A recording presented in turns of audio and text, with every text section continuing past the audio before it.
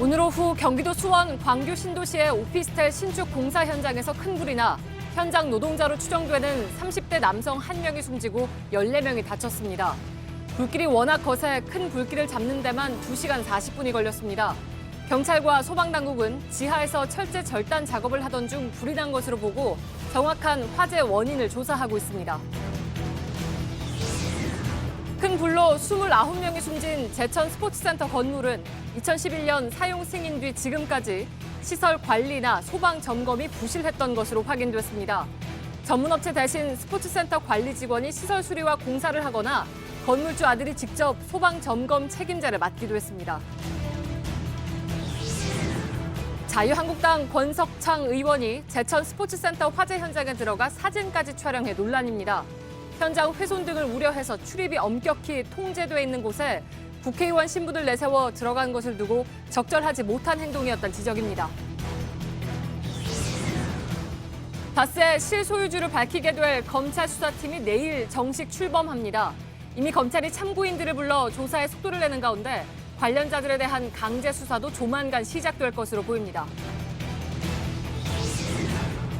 오늘 오후 경북 포항에서 규모 3.5의 지진이 발생했습니다. 지난달 15일에 있었던 경북 포항 지진의 여진으로 그동안 72차례의 여진 가운데 세 번째로 강도가 높았습니다. 청와대가 최근 탄저균 백신 구입에 대해 예방 목적이 아닌 치료 목적의 구입이며 박근혜 정부 당시 추진한 계획에 따른 것이라고 밝혔습니다. 최근 자칭 보수 성향의 인터넷 매체는 청와대 직원들만 탄저균 백신 주사를 맞았다고 보도한 바 있으며 청와대는 해당 매체에 법적 대응하겠다고 했습니다. 공기청정기가 도로 위로. 내일을 바꾸는 현대수소 전기차. 예, 시청자 여러분, JTBC 뉴스룸을 시작하겠습니다. 성탄절 휴일 또 큰 불이 있었습니다. 경기도 수원시 광교의 오피스텔 공사 현장에서 불이 일어났습니다. 충북 제천의 스포츠센터에서 화재로 29명이 숨진 지 나흘 만에 일어난 대형 화재입니다. 노동자로 추정되는 1명이 숨지고 14명이 다쳤습니다. 취재 기자부터 연결하겠습니다. 현장에 나가 있습니다. 자, 강희연 기자, 지금 불은 다 꺼졌습니까? 어떻게 됐습니까? 네, 제 뒤로 보이는 건물이 곳이 오늘 오후 큰 불이 났던 건물 공사 현장입니다. 41층짜리 오피스텔을 짓고 있었는데요. 오후 2시 40분쯤 불이 시작돼서 오후 5시 20분쯤 완전히 꺼졌습니다. 건물 지하 2층에서 철제 절단 작업을 하던 중에 불이 난 것으로 보고 있는데요. 소방당국은 정확한 화재 원인을 조사하고 있습니다. 예, 현재 사망자는 1명으로 확인되고 있는데 부상자들 상황은 어떻습니까? 네, 사고 직후 현장 상황이 조금 혼란스러워서 계속해서 인명피해 집계 상황이 변동이 있었는데요. 지금은 화재로 1명이 숨지고 또 소방관 2명을 포함해서 모두 14명이 다친 것으로 파악이 됩니다. 숨진 사람은 현장 노동자인 30살 이모 씨로 추정이 되고 있습니다. 전신 화상을 입은 상태로 1층 문 쪽에 이미 숨진 상태로 발견이 됐는데요. 노동자 12명은 연기를 들이마셔서 동탄 성심병원 등 일부 병원으로 나뉘어서 치료를 받고 있습니다. 하지만 부상자들 가운데 중상자는 없는 걸로 지금 파악이 되고 있습니다. 예, 그렇다면 그건 다행인데 혹시나 왜 지난번에 그 제천의 스포츠센터 불 일어났을 때처럼 수색을 계속하면서 혹시 희생자가 더 나올 가능성은 혹시 없나요? 네, 현재 소방당국은 계속해서 인명피해가 혹시라도 있을지 몰라서 계속해서 수색을 하고 있는데요. 하지만 목격자들의 증언이나 주변 관계자들의 말을 따르면 안에 고립되어 있는 노동자들은 없을 것으로 지금 현재 추정을 하고 있습니다. 예, 아직 정확한 화재 원인이 밝혀지지 않고 있는 거죠? 네, 그렇습니다. 소방당국은 일단 그 철제 용단 작업을 하던 도중에 불똥이 튀어서 화재가 난 것으로 보고 있습니다. 하지만 공사 현장이 워낙 복잡하기 때문에 전기 배선 불량이나 또 다른 작업 도중에 불이 났을 수도 있습니다. 소방당국과 경찰은 현재 현장 감식을 진행하고 있는데요. 공사장이 아까 말씀드린 것처럼 워낙 넓어서 혹시라도 빠져나오지 못할 노동자들이 있는지 수색도 동시에 진행하고 있습니다. 예, 알겠습니다. 강희연 기자가 현장에서 전해드렸습니다. 오늘 수원 광교의 이 화재는 29명이 숨진 제천 스포츠센터 참사 직후에 발생해서 시민들을 더욱 놀라게 했습니다. 특히 연기와 유독가스가 워낙 많이 발생해서 진화 작업을 초조하게 지켜보던 시민들이 많았습니다. 현장에 있던 시청자들이 제보 영상을 저희 JTBC에 많이 보내주셨는데 당시에 긴박했던 상황이 고스란히 담겨 있습니다. 김민관 기자입니다. 건물 지하에서 타오르는 빨간 불길이 선명합니다. 건물 전체가 검은 연기로 뒤덮였습니다. 집이 어두워질 정도로 폐가 완전히 가려져서 옆에 아파트는 거의 통째로 그냥 삼켜질 정도로. 구조에 나선 소방차 한 대가 사이렌을 울리며 현장으로 출동합니다. 건물 옥상에선 노동자들이 위태롭게 구조를 기다리고 있습니다. 잠시 뒤 현장에 도착한 구조 헬기는 줄을 내려 사람들을 끌어올립니다. 하지만 연기와 유독가스가 워낙 많이 발생해 소방관들도 접근하기 힘들었습니다. 건물 내부가 복잡해 불길을 잡는 데도 어려움을 겪었습니다. 소방 헬기까지 동원된 진화 작업은 2시간 40분 동안 계속됐고 큰 불길은 오후 5시 20분쯤에야 잡혔습니다. 불길이 잦아들면서 구조대는 건물 내부 수색에 나섰지만 진입로 확보가 어려워 수색 작업도 쉽지 않았습니다. 잇따른 대형 화재에 시민들의 불안감이 커지고 있습니다. JTBC 김민관입니다. 충북 제천 스포츠센터 화재는 며칠 지났지만 여전히 새로운 사실들이 계속 드러나고 있습니다. 오늘은 지난 몇 년 동안 건물 관리가 부실했다는 폭로가 잇따랐습니다. 스프링클러가 고장나면 수리하는 대신에 아예 밸브를 잠가버렸고 심지어 건물주의 아들이 소방점검을 직접 했다고도 합니다. 박준우 기자입니다. 제천 스포츠센터 건물은 지난 2011년 7월 사용 승인이 났습니다. 그 뒤로 올해 7월까지 박 모 씨가 건물 소유주였습니다. 건물 완공 뒤 자금 상황이 어려워진 박 씨는 2013년부턴 건물 관리에 거의 손을 못 댔다고 합니다. 스프링클러가 고장나면 수리하지 않고 밸브를 잠가버렸다는 증언까지 나옵니다. 경제적으로 힘드셨으니까 돈 들어가는 관리를 잘 못하셨어요. 물이 한번 터지는 바람에 잠갔어요.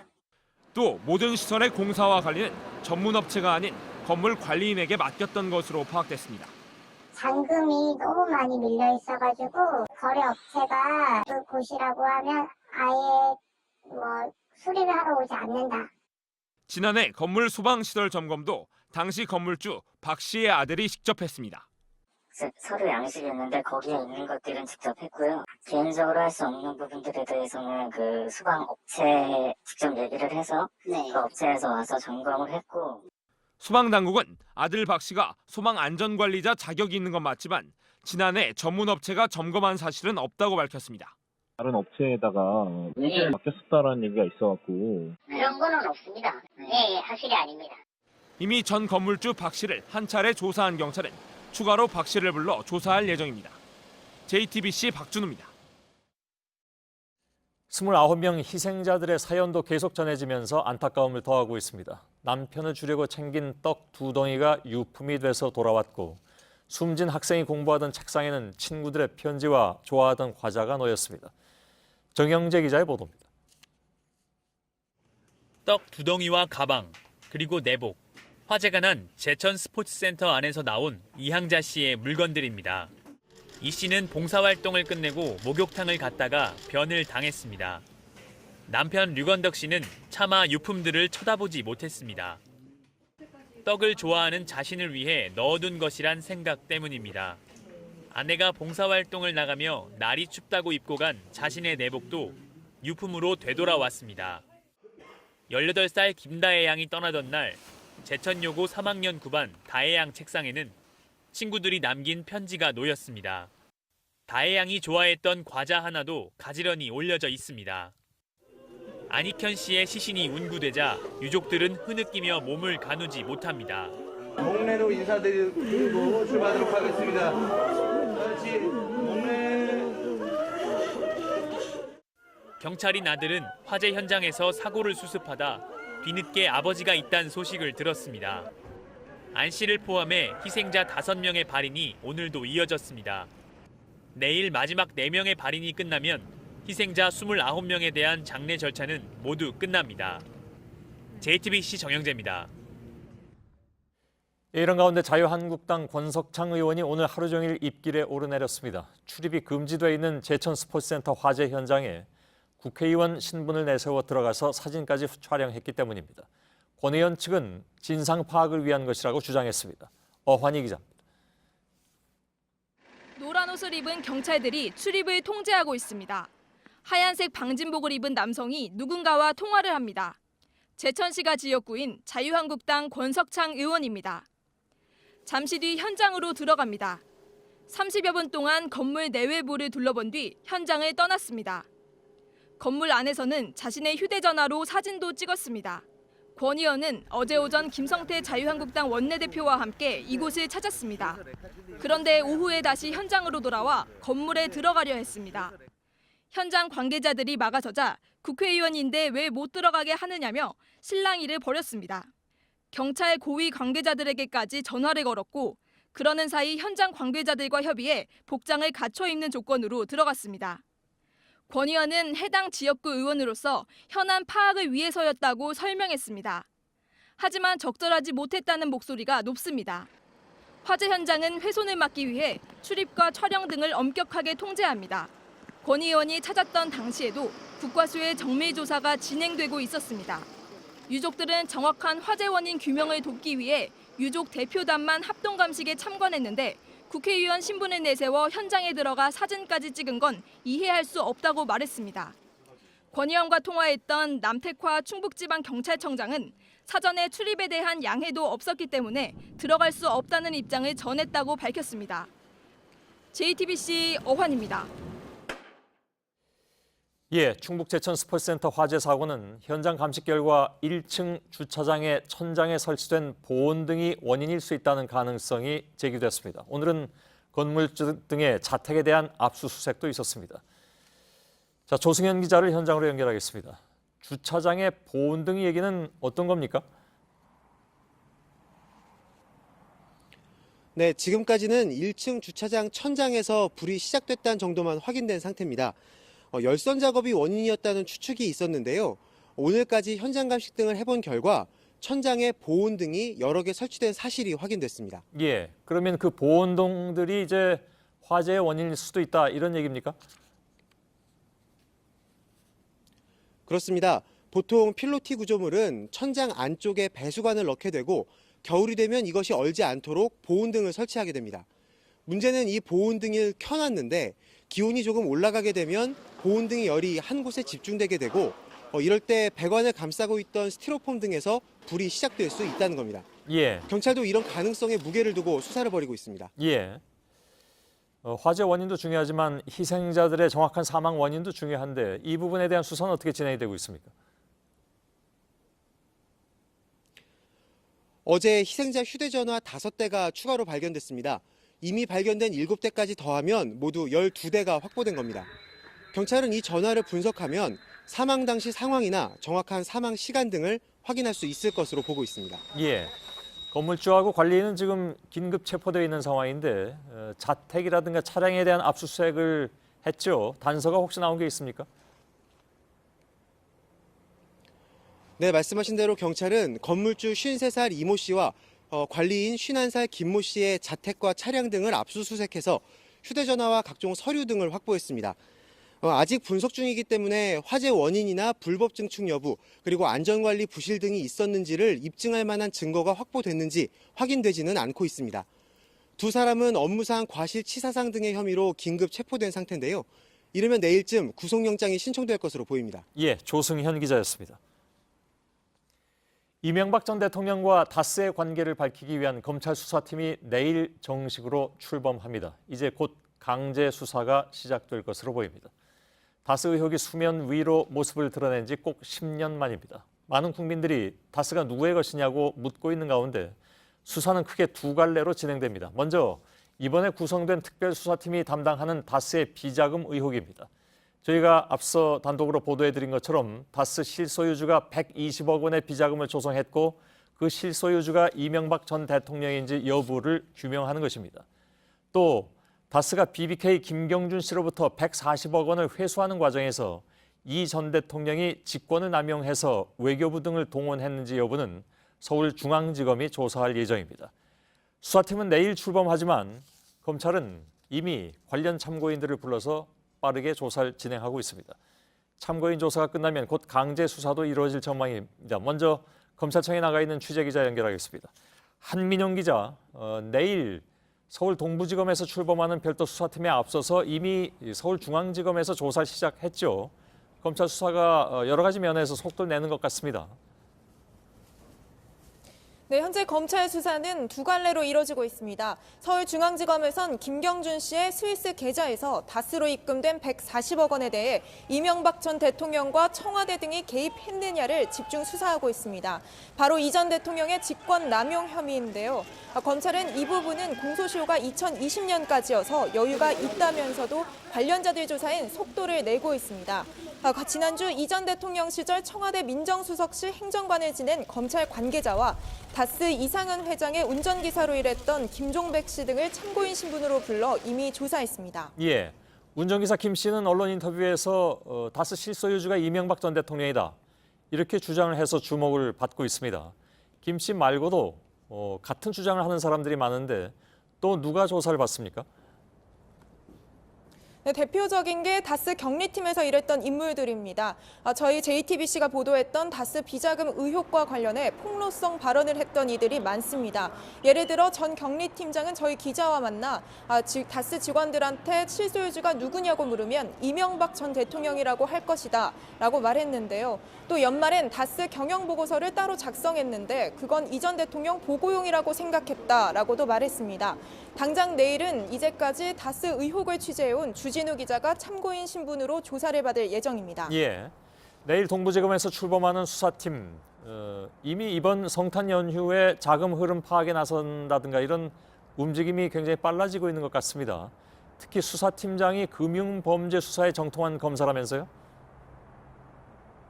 네, 수사팀은 내일 정식 출범을 앞두고 관련 자료 검토에 주력하고 있습니다. 수사팀장인 문찬석 동부지검 차장검사는 기업 수사에 정통한 인물로 알려졌는데요. 문 차장은 시세 조종 행위 분야 수사에서 1급 인증을 받은 유일한 검사기도 합니다. 주로 주가 조작 사건 등을 다루는 증권범죄 합동수사단장 등을 지낸 만큼 BBK 주가 조작 사건으로 이어지는 이번 다스 비자금 수사에 적합한 인물이란 평가를 받고 있습니다. 수사팀은 이번 성탄 연휴에도 과거 특검 수사 자료와 다스의 공시 자료 등을 검토하며 자금 흐름 등 사실관계 파악에 나섰는데요. 관련 인물들에 대한 조사 방안 등을 검토해 본격 소환 조사 등에 나설 예정입니다. 예, 자 한민영 기자가 전해드렸습니다. 그동안 두 번의 검찰 조사와 두 번의 특검을 거친 다스 수사는 여전히 의혹투성이입니다. 특히 정호영 당시 특검은 다스의 수상한 자금 80억 원을 발견하고도 이를 경리팀 막내 직원이 혼자 횡령한 돈이라고 결론 내린 바 있습니다. 결국 이 비자금 조성과 관리에서 핵심 역할을 했던 인물들에게 5번째 검찰 수사의 성패가 달려 있습니다. 이호진 기자입니다. 다스의 수상한 자금 80억 원을 포착했던 정호영 특검은 당시 경리팀 직원 조모 씨 혼자 횡령한 금액이라고 결론 내렸습니다. 하지만 경리팀의 막내였던 조 씨는 수십억을 횡령하고도 아무런 법적 처벌을 받지 않았습니다. 다스 내에서도 다른 부서로 옮겼을 뿐 지금까지 회사를 다니고 있습니다. 특히 조 씨는 이명박 전 대통령의 측근인 김성우 전 다스 대표와 권무 이사와 직접 소통했던 것으로 알려졌습니다. 시킬 건 시키고 이제 할 건 하는데 그 외적인 거는 뭐 전혀 터치를 거의 안 했죠. 그러니까 다른 사람들은 아예 그냥 뭐 싫은 소리 잘 못하지. 조 씨에게 수천만 원이 든 쇼핑백들을 받아 자신의 친인척 계좌에 입금해 관리했던 다스의 하청업체 간부 이모 씨도 핵심 인물로 꼽힙니다. 이 씨는 조 씨에게 받은 80억 원을 5년 동안 120억 원으로 불린 것으로 알려졌습니다. 들어와가지고 이제 이제 옆에 서서 얘기하고 있는 게 몇 번 보였거든. 그러니까 나 이제는 그것 때문에 상의하러 왔구나 이제 생각이 되는 거지. 이 전 대통령의 서울시장 선거 당시 자금을 관리했던 다스 전 경리팀장 정모 씨도 수사 대상에 오를 것으로 보입니다. 정 씨는 다스로부터 BBK로 투자금을 송금하는 역할도 맡았습니다. 이번 검찰 수사가 이들을 통해 다스 실소유주의 실체를 확인할 수 있을지 주목됩니다. JTBC 이호진입니다. 서울구치소에 수감되어 있는 박근혜 전 대통령은 내일 또 한 번의 검찰 조사를 받게 됩니다. 국정원에서 특수활동비 40억 원을 상납받은 혐의 때문입니다. 자신의 재판도 보이콧한 박 전 대통령이 구치소에서 외부와의 접촉을 하지 않고 있는 상황이기 때문에 이번 조사에 응할지는 미지수입니다. 먼저 박민규 기자의 리포트를 보시고 이어서 심수미 기자와 함께 구치소 안의 박 전 대통령의 움직임 등을 좀 더 짚어보겠습니다. 뇌물수수 등 18가지 혐의로 구속돼 재판을 받는 박근혜 전 대통령은 지난 10월 구속기간이 연장된 뒤 재판을 거부하고 있습니다. 정치 탄압을 주장한 뒤 변호인단도 전부 사임했습니다. 현재 재판부가 지정한 국선 변호인들만 출석해 재판이 진행되고 있습니다. 그 와중에 박 전 대통령은 다시 피의자가 됐습니다. 국정원에서 특수활동비 40억 원을 상납받은 혐의입니다. 검찰은 이 돈에 뇌물 성격이 있다고 보고 있습니다. 박 전 대통령의 최측근인 문고리 3인방 중 이재만 안봉근 전 비서관도 이미 관련 혐의로 구속됐습니다. 남재준, 이병기, 이병호 새 전직 국정원장 역시 검찰 조사를 받았습니다. 하지만 특수활동비 뇌물 수사의 정점에 있는 박 전 대통령은 지난주 검찰의 소환 통보에 응하지 않았습니다. 결국 검찰은 또다시 구치소 방문 조사를 택했습니다. 조사에는 검사 2명과 수사관 2명이 투입됩니다. 수사와 재판을 줄곧 거부해온 박 전 대통령이 추가 뇌물죄 조사에 응할지 여부가 관심입니다. JTBC 박민규입니다. 예, 아무도 만나고 있지 않은 박 전 대통령은 그렇다면 구치소 생활이 어떻게 돼가고 있는 것인가? 또 향후 재판에 대해서는 어떤 생각을 가지고 있는가? 이건 물론 취재하기가 쉬운 문제는 아닙니다만은 취재 기자와 함께 조금만 더 짚어보도록 하겠습니다. 심수미 기자가 나와 있습니다. 자, 박 전 대통령은 구속 직후에 영어 사전을 읽는다는 소식이 나온 바는 있습니다. 최근엔 이게 뭐 확인된 건지는 모르겠는데 대하 소설 혹은 뭐 만화책 얘기도 나오대요? 네, 박 전 대통령은 최근 이 김주영 씨의 대하소설 객주 그리고 만화가 방학기 씨의 바람의 파이터를 탐독하는 것으로 언론 보도 등을 통해 전해지고 있습니다. 구체적으로 이렇게 그 책 이름까지 나오는군요. 네. 예. 법무부가 공식 확인은 안 해줬습니다만 이 두 작품 모두 사실 이 주인공이 역경을 딛고 이겨내는 그런 내용이 주를 이루기 때문에 박 전 대통령이 이 자신의 어려운 처지를 대입하면서 재판과 또 수사 대응책을 모색하는 것 아니냐라는 관측이 나옵니다. 예, 외부인은 안 만나는 것으로 나와 있는데 기록도 그렇게 전혀 없습니까? 네, 그렇습니다. 지난 10월 기준이긴 하지만요. 박 전 대통령의 외부인 접견 기록은 0입니다. 박 전 대통령보다 구속 기간이 길긴 하지만 최순실 씨나 이 김기춘 전 비서실장 또 이재용 부회장이 많게는 100번 이상 외부인을 만난 것에 비하면 상당한 차이가 있습니다. 그렇군요. 예, 구치소 내에서도 햇살이 좋은 날 약 30분간 산책을 하는 걸 제외하면 대부분의 시간을 이 방 안에서 책만 읽으면서 보낸다고 합니다. 심지어 최근 선임된 이 국선 변호인도 한 번도 얼굴을 보지 못했다고 하는데요. 여러 차례 접견을 신청했지만 모두 거부를 당했다는 겁니다. 앞서 박 전 대통령이 인권 침해를 당하고 있다면서 UN 인권이사회 산하 실무기구에 진정서를 낸 MH그룹 관계자도 아직 서울구치소를 찾아오는 등 박 전 대통령을 직접 접촉한 적은 없다고 합니다. 아, 그렇습니까? 그럼 결국은 이제 아무도 만나지 않고 있다 그런 얘기가 되는데 초기에는 발통증을 호소한 바도 있고 또 외부 의료기관에서 진료를 받기도 했습니다. 2번이었던가요? 예, 건강에 대한 문제는 어떻게 얘기가 나오고 있습니까? 예, 말씀하신 대로 박 전 대통령은 7월과 8월 자신이 발통증을 호소하면서 재판에 나갈 수 없다라고 했었지만 서울성모병원에서 발에는 아무런 이상이 없다라는 진단을 받았습니다.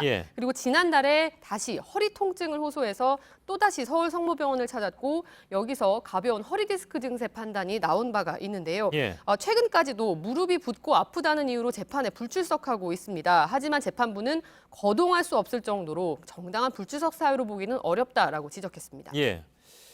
자, 어찌 보면 이게 제일 중요한 문제일 수도 있는데 지금 유영하 씨라든가 탄핵 때부터 함께했던 변호인들은 다 사퇴하는 그런 상황이고 재판부는 건강에 문제가 없다고 하고 검찰은 추가로 뇌물죄 수사에 나서고 있고 그렇다면 어찌 보면 이제 사면초가 상황입니다. 전략은 뭘까요?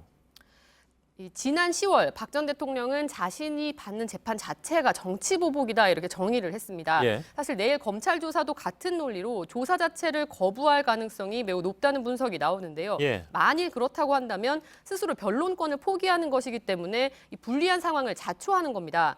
앞서 이제 MH그룹 측이 진정서를 낸 그 유엔의 검토 결과가 이제 다음 달 중순쯤이면 나올 텐데요. 아, 그런가요? 예, 네, 예. 이 비슷한 시기에 최순실 씨의 1심 선고 결과도 나올 예정입니다. 예. 박 전 대통령이 이에 맞춰서 자신이 불리한 상황이라는 점을 지지 세력에게 꾸준히 알리면서 이들의 결집을 꾀하는 것 아니냐라는 분석이 나옵니다. 예, 알겠습니다. 심수미 기자였습니다. 지난 2009년 배우 장자연 씨가 목숨을 끊은 뒤에 접대 의혹 리스트가 공개돼서 파문이 일었습니다. 당시 리스트 속의 유력 인사들에 대한 수사가 부실했다는 논란이 있었죠. 검찰 과거사위원회가 이 사건을 다시 수사할 가능성이 커졌습니다. 강현석 기자의 보도입니다. 지난 2009년 3월 신인 배우 장자연 씨는 30살의 나이에 스스로 목숨을 끊었습니다. 며칠 뒤 장 씨가 남긴 문건인 이른바 장자연 리스트가 공개되면서 성상납과 폭력을 강요받은 정황이 담겨 파문이 일었습니다. 경찰은 곧바로 리스트 속 인사들에 대한 수사에 착수했습니다. 소속사 김 대표는 고인을 수십 차례에 걸쳐 술자리에 불러 술접대를 강요하였으며 그러나 전 대표와 매니저 두 사람만 재판에 넘겨졌고 리스트 수사가 부실했다는 논란이 일었습니다. 과거 논란이 됐던 검찰 수사를 바로잡기 위해 출범한 과거사위원회가 이 사건을 다시 조사할 가능성이 커졌습니다. 대검찰청 개혁위원회가 이미 검토 중인 25개 사건 외에 장자연 씨 사건 등을 추가로 과거사위에 제안하는 방안을 검토하고 있기 때문입니다.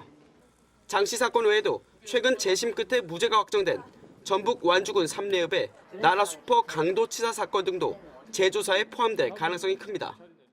이 외에도 전북 익산의 약촌오거리 살인사건과 홍만표 전 검사장의 몰래변론 의혹 사건 등도 재조사 대상에 제한될 것으로 보입니다.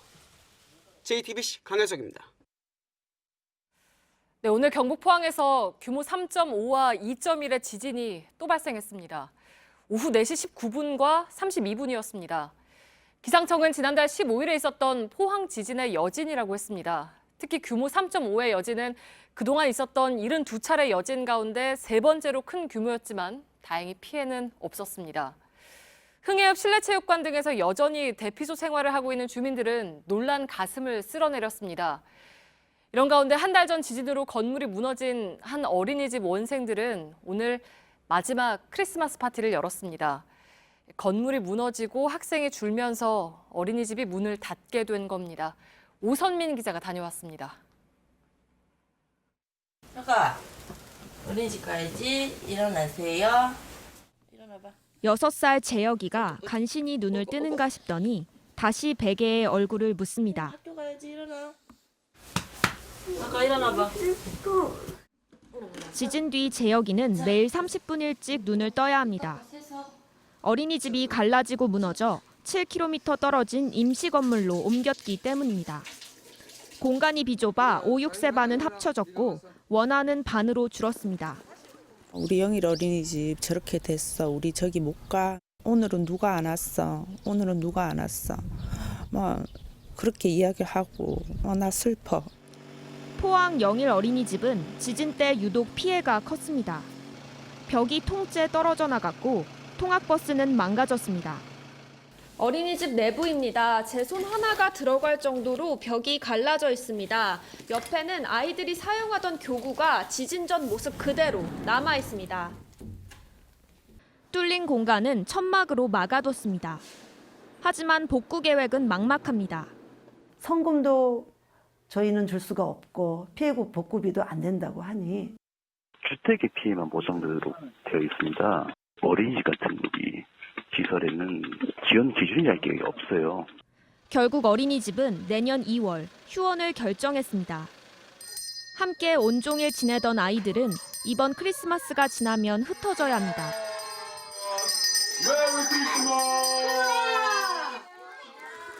선물을 받은 아이들 표정이 밝습니다. 혹시 강변에서 공놀이하고 싶어요. 친구들이 뛰어논 추억도 있고. 곧 다가올 이별을 모르는 아이들은 친구들과 함께 지내고 싶다는 크리스마스 소원을 빌었습니다. JTBC 오선민입니다. 네, 성탄 전야였죠. 어젯밤 서울 홍대 앞거리에서는 술 때문에 일어난 사건, 사고가 많았습니다. 어젯밤부터 오늘 새벽까지 홍대 앞 경찰 지구대에서 벌어진 일들을 연지환 기자가 동행 취재했습니다. 크리스마스를 30분 남겨놓은 홍대입니다. 이곳 홍대에서는 밤새워 성탄 전야를 즐기려는 젊은이들로 가득합니다. 하지만 술 때문에 벌어지는 사건, 사고도 끊이지 않는데요. 이곳 지역 경찰관들과 동행 취재했습니다. 순찰을 도는 경찰 걸음이 빨라집니다. 새벽 2시, 의류 매장에 누군가 침입한 겁니다. 여기 어떻게 들어오셨어요? 이분 안 내려요. 이분 누구 안 내려? 이분 안 내려. 이분 안 내려? 약주 좀 하셨어요? 네. 매장에 침입한 20대 여성은 가격표도 안 뗀 매장 옷을 입고 있었습니다. 술 취하시면 약간 원래 이렇게 옷을 꺼내 입고 그러세요? 아니요, 그런 건 아닌데. 그런 건 아닌데. 잘못했네. 몇 병 드셨어요? 술. 네.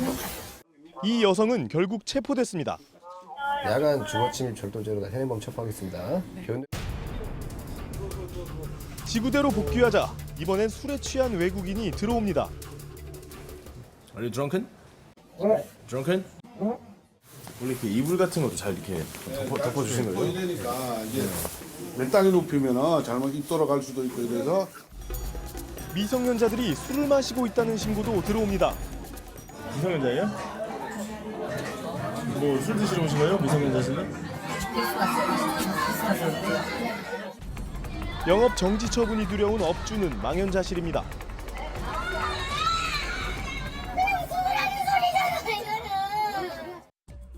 동행 취재한 6시간 동안 이곳 홍익지구대로 들어온 신고는 74건이었습니다. 대부분이 술 때문에 생긴 문제였습니다. 술 취한 젊은이들 때문에 이곳 홍대의 성탄 전야는 고요하지만은 않았습니다. JTBC 연지환입니다. 네, 서울 우이동에서 신설동을 오가는 경전철 열차가 오늘 새벽 운행을 하다가 멈춰섰습니다. 8시간가량 운행이 중단됐습니다. 그런데 제대로 된 안내나 설명이 없었습니다. 운행 중단이라는 안내판을 시민이 직접 붙이기도 했습니다. 서효정 기자입니다. 지하철역으로 들어가려던 사람들이 다시 돌아 나옵니다. 왜 다시 나오시는 거예요? 고장났다고? 네. 성탄 미사에 가던 여성은 지각하게 생겼습니다. 빨리 가야. 못 타고 가실 건데요? 아니 전철 타고 가야지. 그게 빨리. 전철 타고? 응, 명동 성당으로 가는 거야지. 12시 미사일 못 보지. 그래서는 택시를 타던가. 신설동으로 향하던 우이선 경전철이 북한산 보국문역과 솔샘역 사이에서 갑자기 멈췄습니다. 달리던 열차가 전력을 공급하는 전차선에 부딪히면서 전력 공급이 끊겼습니다. 열차 운행은 모두 중단됐습니다. 지하로 내려와 봤습니다. 이렇게 셔터가 굳게 내려져 있어서 역 안으로는 아예 들어갈 수가 없습니다. 엘리베이터도 운행이 중단돼서 여기 보시면 고장, 운행 불가 이런 표지판이 붙어 있습니다. 하지만 고장이 난 뒤 몇 시간이 지나도록 제대로 된 안내가 없어 시민들은 불편을 겪었습니다. 신설동까지 왔는데 1시간 넘게 해서 왔는데 거기서 이제 그때서 방송을 하더라고요. 그래서 전철과 함께 엘리베이터 운행을 중단한다는 안내판도 시민이 붙였습니다. 주변에 주민인데요. 근데 거기서 사람들이 한참 기다리고 있잖아. 예. 8시간이 지난 뒤에야 임시 운행이 시작됐지만 배차 간격이 너무 길어 다시 한번 항의가 쏟아졌습니다. 회사 측은 점검을 마친 뒤 내일부터 정상 운행하겠다고 밝혔습니다. JTBC 서효정입니다. 네, 올해 성탄절 연휴는 반갑지 않은 미세먼지로 가득했습니다. 특히 어제 그제의 미세먼지는 안개 등으로 뭉치는 효과까지 있어서 말 그대로 최악의 상황이었습니다. 정부도 지난 9월에 종합대책을 내놨지만 중국발 미세먼지가 들어오는 한 뾰족한 수도 없어 보입니다. 이수정 기자입니다. 건물이 잘 보이지 않습니다. 시민들은 마스크를 썼습니다.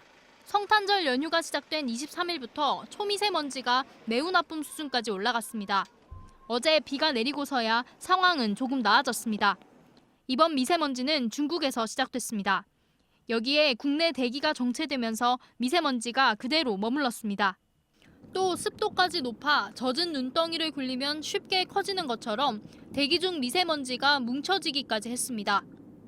정부는 지난 9월 미세먼지 관리 종합대책을 내놨습니다. 하지만 국내 배출량의 30%를 2022년까지 줄이는 내용이 주였습니다. 가장 영향이 큰 중국발 미세먼지에 대해서는 한중 정상회의 의제로 추진하겠다는 게 전부였습니다. 지난 15일에는 김은경 환경부 장관이 중국에 찾아가 미세먼지 저감 시설이 적용된 사업장을 점검하기도 했습니다. 하지만 이번처럼 중국발 미세먼지가 들어올 경우 아직 효과를 기대하긴 어렵습니다. 이 때문에 중국 내 저감 시설을 대폭 확대하고 실질적인 관리를 할 수 있게 하는 등 실효성 있는 계획을 추진해야 한다는 분석이 나옵니다. JTBC 이수정입니다. 한 인터넷 매체가 청와대가 탄저균 백신을 구입해서 직원들만 예방주사를 맞았을 것이라고 보도하자 청와대가 법적 대응을 예고했습니다. 탄저균 공격에 대비해서 박근혜 정부 때 추진한 예산으로 사들인 것이었는데 해당 매체가 악의적으로 해석했다는 것입니다. 먼저 김태형 기자의 보도를 보시고 오대영 기자와 팩트체크를 통해서 가짜뉴스 여부를 더 자세히 따져보겠습니다. 지난 20일 아사히 신문 보도입니다. 익명의 정보 관계자를 인용해 북한이 최근 탄저균을 대륙간 탄도미사일에 탑재하는 실험을 했다고 전했습니다. 바로 다음 날부터 자칭 보수 성향의 한 인터넷 매체가 기사와 인터넷 방송 등으로 청와대가 탄저균 백신 500개를 구매했으며 청와대 직원 500명이 백신 주사를 맞았을 것이라고 연이어 보도했습니다. 마치 북한의 탄저균 위협이 있자 청와대 직원들만 예방 백신을 맞는 것처럼 주장한 겁니다. 해당 매체는 중대한 범죄라고까지 언급했습니다. 청와대는 강하게 반박했습니다. 박수현 청와대 대변인은 탄저균 테러에 대비한 치료 목적으로 110명분의 백신을 구입했다며 박근혜 정부 시절인 2016년부터 추진됐는데 올해 예산이 반영돼 도입된 것이라고 설명했습니다. 실제 청와대의 탄저균 백신 구매 사실은 지난 10월 국정감사에서도 이미 공개됐던 내용입니다. 청와대는 해당 매체가 사실관계도 제대로 확인하지 않고 악의적으로 해석했다며 강력한 법적 조처를 강구하겠다고 밝혔습니다. JTBC 김태영입니다.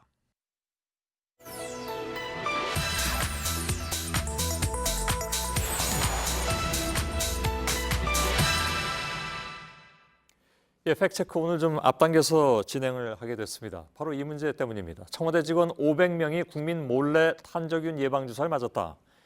일부 매체가 만들어낸 가짜뉴스로 온종일 시끄러웠습니다. 그래서 저희 팩트체크팀이 미국 FDA, 미국 질병관리본부, 그리고 제약사를 통해서 다 확인을 해봤습니다. 그 결과 이 백신은 일반인의 예방접종을 위한 약으로 사용되지 않는다는 사실을 파악했습니다. 이와 함께 왜 이 백신을 청와대용으로 소량만 들여왔는지 그 과정도 살펴봤습니다. 오대영 기자, 네. 우선 이건 미국에서 생산된 약이죠? 맞습니다. 미국의 EBSI라는 제약회사가 만들고 있습니다. 1970년부터 미국 FDA의 승인을 받은 약인데요. 예. 용도는 크게 두 가지입니다. 첫째는 사전 예방, 그리고 둘째는 사후 치료입니다. 가짜뉴스에서는 청와대 직원들이 예방용으로 맞았을 거라는 추정 보도를 하고 있습니다. 하지만 이 약의 예방접종 대상은 군인, 그리고 실험실 종사자 등입니다. 탄저균 노출 가능성이 큰 사람들로 국한이 돼 있는데 예. 제조사와 미국 질병관리본부 모두 일반적 예방접종은 권하지 않습니다. 그래서 청와대 직원들이 예방접종을 했다는 말 자체가 성립되기가 어렵습니다. 예. 자주 맞을수록 오히려 감염 위험성도 있기 때문에 이게 노출이 많은 사람들 외에는 안 된다. 이게 그쪽 얘기인가 보죠? 맞습니다. 예. 여기에 더해서 투약 횟수도 잘 봐야 되는데요. 예. 가짜 뉴스에서 말하는 건 500명의 청와대 직원이 이미 맞았을 거라는 추정입니다. 예. 하지만 약의 특성을 모르는 얘기입니다. 미국의 FDA는 만약에 사전 예방용으로 효과를 보려면 처음 맞은 뒤에 2주, 4주, 6개월, 1년, 그 이후 매년 반복적으로 접종하라고 밝히고 있습니다. 아, 그렇습니까? 그렇게 많이 접종을 해야 된다는 얘기인가요? 네, 결론은 그렇습니다. 그렇다면 청와대에서 탄저균 예방 접종을 했다는 식의 보도는 사실이 아니다. 뭐 이 정도로 정리가 될 것 같은데. 네. 청와대는 이걸 사후 치료용으로 들여왔다고 설명하고 있는데 맞습니까? 그 말은 맞습니다. FDA를 통해서 확인을 했는데요. 탄저균에 노출되면 그 직후와 2주 뒤, 또 4주 뒤에 항생제와 함께 투약을 해야 합니다. 한 사람이 3번 맞아야 한다는 건데 청와대는 110명의 분량의 백신을 올해 들여왔다고 말합니다. 그 총량이 350도스입니다. 110명에게 3번 쓸 수 있는 양이 맞습니다. 그렇다면 이 백신은 지금 어디에 보관이 되어 있습니까?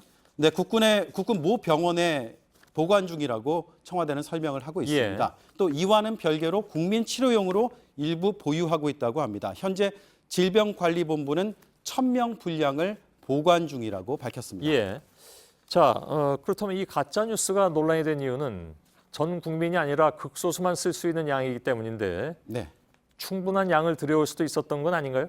우선 예산의 문제가 있습니다. 지난 정부에서 편성된 예산이 있기 때문인데 이건 올해 7월 6일 대통령 경호실이 식약처에 보낸 공문입니다. 예산 범위 내에서 구매 요청이라고 적혀 있습니다. 그리고 탄저 테러 시 VIP 및 근무자 치료용으로 밝히고 있습니다. 올해 예산 범위는 2016년에 결정이 됐습니다. 그렇다면 이 백신이 이번 말고 과거에도 수입된 적이 있습니까? 최근 5년간에 수입된 실적은 없습니다. 왜냐하면 탄저균 치료약은 정부가 20년 전부터 국산화를 추진하고 있기 때문입니다.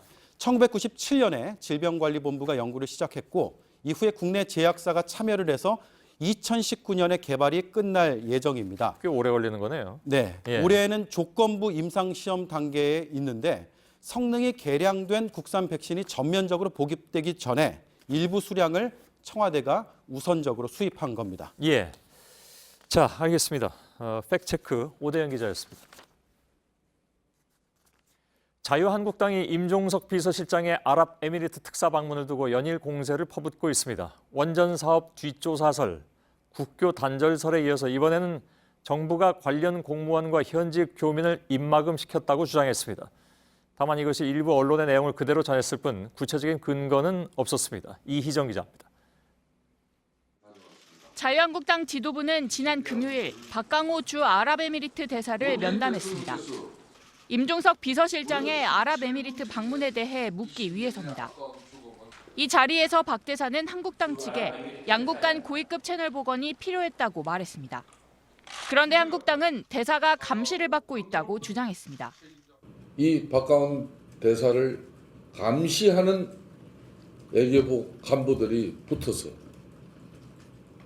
전혀 자유롭게 본인의 의사개진이 이루어질 수 없는 그런 여건을 만들었습니다. 면담에 외교부 차관보와 실무진 몇 명이 동석한 걸 두고 박 대사의 발언을 감시하기 위해서라고 주장한 겁니다. 그러나 동석했던 외교부 차관보는 자유한국당이 면담을 위해 대사와 함께 부른 것으로 확인됐습니다. 면담 내용에 만족할 만한 답변이 없자 외교부가 감시를 하고 있다는 논리를 편 겁니다. 한국당은 민주당에 임종석 비서실장 특사건에 대한 국정조사를 요구했고 내일은 청와대를 항의 방문하기로 했습니다. 민주당은 근거 없는 정치 공세에는 일일이 대응하지 않겠다는 입장입니다. JTBC 이희정입니다. 얼마 전 대한항공 자회사에서 일하던 노동자가 갑자기 숨지는 일이 있었습니다. 유족과 동료들은 과로사라고 말하고 있지만 회사 측은 인정하지 않고 있습니다. 근무표를 확인해봤습니다. 이 노동자는 한 달의 절반 가까이를 하루에 12시간 넘게 일했습니다. 일상적인 초과 근무 외에도 이 회사에선 직원들의 식권을 모아서 수화물 파손 비용을 대기도 했습니다. 박영우 기자입니다. 찬바람이 부는 인천공항 활주로. 대한항공 자회사 한국공항 직원들이 분주하게 수화물을 싣고 내립니다. 작업 공간이 비좁은 탓에 이들은 허리도 펴지 못한 채 일합니다. 휴식 공간도 없어 쉬는 시간에는 탈의실 바닥에서 쪽잠을 자야 합니다. 이곳에서 일하던 이기아 씨는 지난 13일 출근한 지 30분 만에 탈의실에서 쓰러졌습니다. 유족과 직장 동료는 과로사라고 주장합니다. 실제 이 씨의 근무표를 살펴봤더니 9월 한 달 동안 12시간 넘게 일한 날이 9일에 달합니다. 오후 1시에 나오면 새벽 2시까지 막 일하고 그리고 또 아침에 한 6시에 출근한 사람들도 있고 그 잠을 못 자는 거죠. 열악한 근무 조건뿐 아니라 갑질도 횡행했습니다. 작업 도중 화물이 파손되면 보험으로 처리하는 게 원칙이지만 직원들의 식권을 모아 이를 변상했다는 겁니다. 개인 변상, 그래가지고 다 부서마다 돈을 이렇게 비축을 해놔요. 이 식권을 이렇게 팔아가지고 지금도 걷고 있어요. 이에 대해 한국공항 측은 법정 근로시간을 지키고 있으며 공항의 특성상 탄력적인 근무 시간을 운영 중이라고 해명했습니다. JTBC 박영호입니다. 연휴 동안 가상화폐 가격이 급락했습니다. 이른바 큰손들이 시세 차익을 얻으려고 본격적으로 물량을 팔아치우는 조짐에 불안감이 퍼진 탓이란 분석입니다. 반면 우리나라에선 개미 투자자를 중심으로 과열 양상이 이어지고 있습니다. 부작용에 대한 걱정이 커지고 있습니다. 이주찬 기자입니다. 크리스마스 연휴 기간 가상화폐 시장이 크게 요동쳤습니다. 비트코인은 지난주 금요일인 22일 전날보다 30% 급락한 11,500달러에 거래됐습니다. 하루 사이 5,700달러, 우리 돈 615만 원가량 폭락한 겁니다.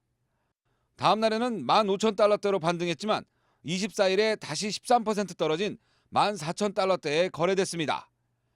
비트코인 캐시와 라이트코인 등 다른 가상화폐들 역시 같은 기간 변동폭이 40%에 달했습니다. 가격 급락은 가상화폐 하나인 라이트코인 창시자가 최근 보유량을 모두 팔아치운 영향이 크다는 분석입니다. 이른바 큰손 투자자들이 차익 실현에 나서는 조짐에 시장에 불안감이 조성됐다는 겁니다. 반면 국내 화폐 시장에선 개인 투자자들을 중심으로 과열 양상이 이어지고 있습니다. 당국의 규제에도 직장인은 물론 학생들까지 투자에 나서면서 국내 시장에서 비트코인은 미국보다 400만 원가량 비싸게 거래되는 현상도 나타나고 있습니다. 현재 세계 가상화폐 물량의 40%는 1,000여 명에 불과한 큰손들이 쥐고 있습니다. 이들의 움직임에 따라 언제든지 시장이 출렁일 수 있어 투자에 주의가 필요하다는 지적입니다. JTBC 이주찬입니다.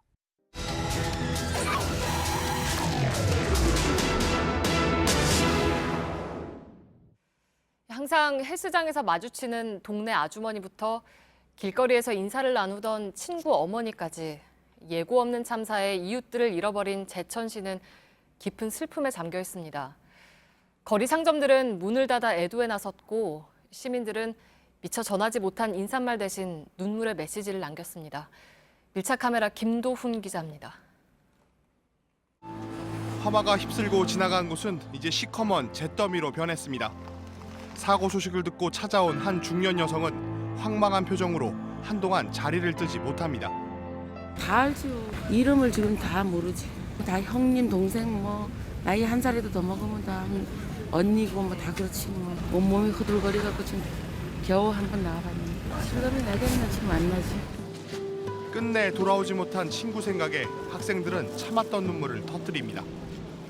화재 현장에 아직도 매캐한 냄새가 남아 있습니다. 어지럽게 깨진 유리 조각이 당시 긴박했던 현장을 보여주고 있는데요. 깨진 파편들 사이로 누군가 놓고 간 꽃다발을 볼 수 있습니다.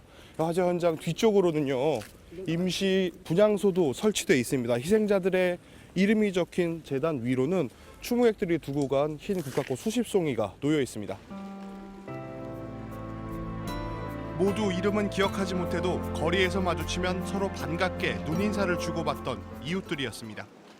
건너보면 뭐 같이 얼굴 맞대고 왔던 사람들이니까. 근데 이웃 정말 맨날 보신 분인데 그 사람하고 잘 얘기는 안 했지만 내가 잘 아는 사람. 화재 현장 주변 일부 상점들은 애도의 메시지를 내걸고 임시 휴업에 들어갔습니다. 화재 현장과 시민회관 등 시내에 마련된 임시 분향소에는 시민들의 추모 행렬이 이어집니다. 아는 지인의 지인분들이 좀 제천 시민이시니까. 중학교 때 친구가 돌아가셨어요. 친구, 제 또래 친구가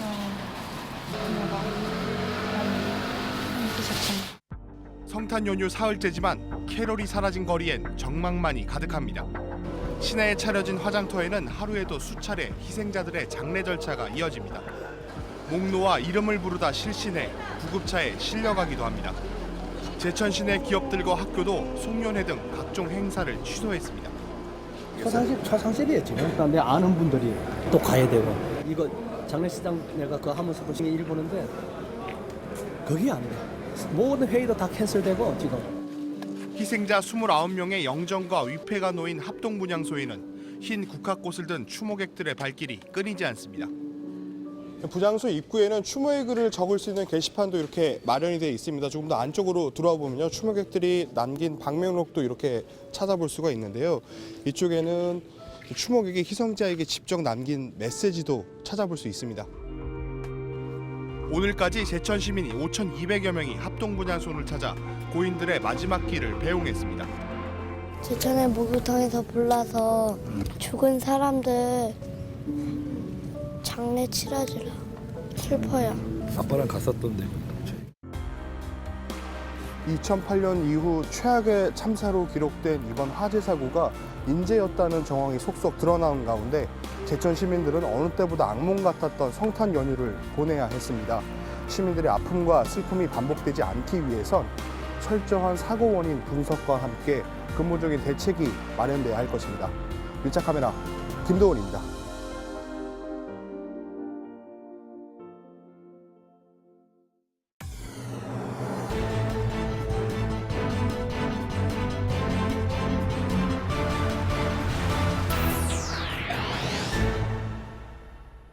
뉴스룸의 앵커 브리핑을 시작하겠습니다. 20살 대학생 민병무 씨는 작은 음악 공연을 마치고 동료들과 호텔에 묵게 됐습니다. 성탄절을 맞아 선물 받은 유명 호텔의 숙박권은 그의 마음을 설레게 했을 것입니다. 그곳의 이름은 대연각. 다음 날 아침인 1971년 12월 25일 아래층에서 폭발한 프로판가스는 역대 최악의 화재 참사를 불러왔습니다. 사망자만 163명. 연기 자욱한 건물에서 뛰어내리고 헬리콥터에 구조되다가 떨어지는 사람들의 모습을 저를 비롯한 전 국민이 텔레비전 생중계로 지켜봤던 잔인했던 크리스마스 아침의 비극이었습니다. 그리고 2017년 12월 25일 작은 도시 제천은 깊은 슬픔에 잠겨 있습니다. 막혀있는 비상구와 멈춰선 스프링클러, 이윤을 위해서 불법 증축했던 위험천만한 건물은 순식간에 29명의 생명을 앗아갔습니다.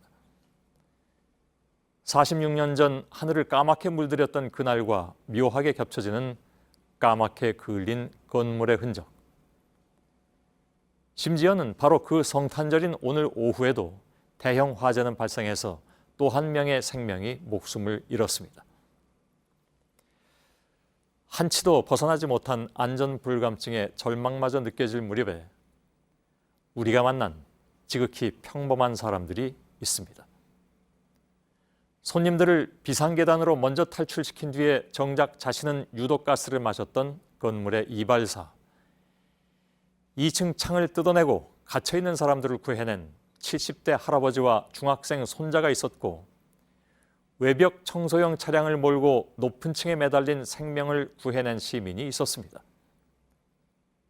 생사의 갈림길에서도 타인에게 먼저 손을 내민 영웅들은 그곳에 존재했다는 것. 그러고 보면 46년 전 그날 아침에도 산타클로스는 존재했습니다. 매캐한 냄새를 맡고 손님을 피신시켜 수십 명의 생명을 구했던 종업원, 로프와 장비를 들고 구조를 도왔던 건설 노동자들과 비록 결국 숨지긴 했지만 갇혀있던 대만 공사를 사투 끝에 구해냈던 소방대원들.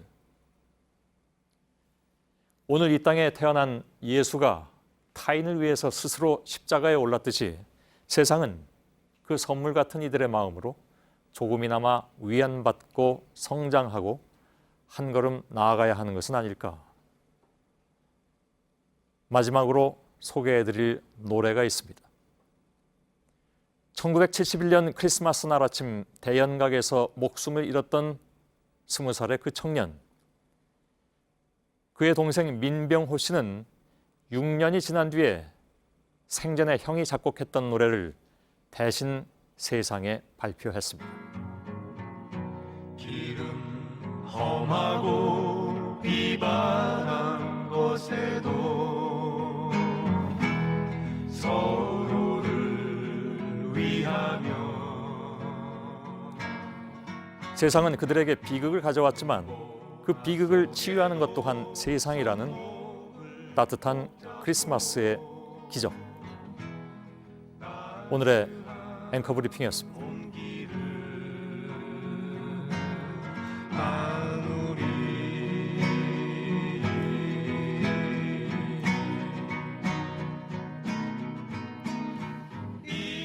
예, 오늘 성탄절 휴일이어서 뉴스룸은 좀 짧게 여기까지만 진행하겠습니다. 네, 날씨 전해드리겠습니다. 오늘 밤부터 서울, 경기와 충남 등 중부지방에 눈이 옵니다. 내일 낮부터는 찬바람이 강해지면서 전국 기온이 영하권으로 내려갑니다. 예, 저희들은 내일도 최선을 다하겠습니다. 여러분 고맙습니다. 너만은 내게 남으리 다정한 연인이 손에